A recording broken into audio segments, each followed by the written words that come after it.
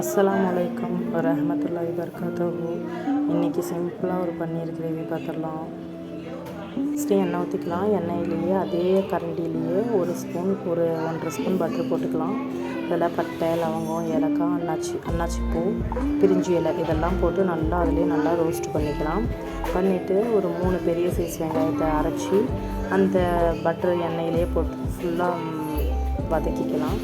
வதக்கிட்டு உடனே அது கூடவே ஒரு 3 பெரிய சைஸ் தக்காளி, அந்த தக்காளியும் அதுலேயே அரைச்சி வச்சுக்கலாம். இந்த வெங்காயத்தை நல்லா வதக்கினதுக்கப்புறம் ஒரு 2 ஸ்பூன் இஞ்சி பூண்டு பேஸ்ட்டு போட்டு அதையும் நல்லா வதக்கி விட்டுக்கலாம். நானும் இதுதான் ஃபஸ்ட் டைம் செஞ்சது. நல்லா வருமா அப்படின்னு யோசிச்சுக்கிட்டே செஞ்சேன். பட் செம்மையாக வந்துச்சு.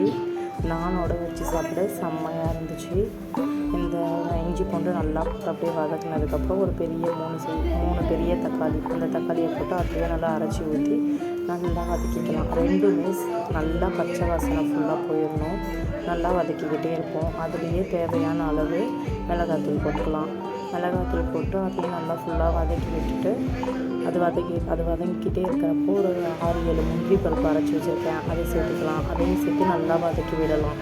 கொஞ்சம் காரம் தூக்கலாம் மாதிரியே இருக்கட்டும். ஏன்னா முந்திரி அப்புறம் தேங்காய் பால் இதெல்லாம் போடுறதுனால சரியாக போயிடும். ஒரு 1/2 கப்பு தயிர் ஊற்றிக்கலாம். அதையும் போட்டு நல்லா வதக்கிக்கலாம். தயிர் கொஞ்சம் பார்த்து ஊற்றலாம். தக்காளி போட்டுருக்கிறதுனால தேவையான அளவு சால்ட்டு போட்டுக்கலாம்.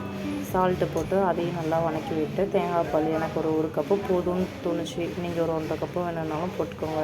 அதையும் போட்டு நல்லா மிக்ஸ் பண்ணி இந்த பன்னீர், நான் இது ஹோம்மேடு பன்னீர் தான், வீட்லேயே பண்ணது. அது நல்லா கொதிஞ்சு வந்ததுக்கப்புறம் குழம்பு அதில் இந்த பன்னீரையும் போட்டுக்கலாம். பன்னீரையும் போட்டு நல்லா வதக்கி விடலாம். இது ஒரு நல்லா 3 நாள் கொதி வரணும். நல்லா கொதி வந்ததுக்கப்புறம் ஒரு 10 நிமிஷம் மூடி வச்சுருங்க. அந்த எண்ணெயெல்லாம் ஃபுல்லாக பிரிஞ்சு வந்துடும். பிரிஞ்சு வந்ததுக்கப்புறம் தேவையான அளவு மேலே கொத்தமல்லி தழை தூவி விட்டுக்கலாம். தூவி விட்டு மறுபடியும் ஒரு 5 நிமிஷம் மூடி வச்சு அது ஃபுல்லாக கொதி வரை நீங்கள் ஃப்ளேவர் டேஸ்ட் பண்ணி பாருங்கள். உங்களுக்கே தெரியும் அது ஃபுல்லாக மேக் ஆகிடுச்சு அப்படின்னு. ஆனதுக்கப்புறம் இறக்கி வச்சு நல்லா நானோட இல்லை இட்லி, தோசை இதோடலாம் வச்சு சாப்பிட்டிங்கன்னா செம்மையாக இருக்கும். நானும் ஃபஸ்ட் டைம் இதுதான் ட்ரை பண்ணேன். குழந்தைங்க வீட்டில் எல்லாருமே விரும்பி சாப்பிட்டாங்க. அஸ்ஸலாமு அலைக்கும்.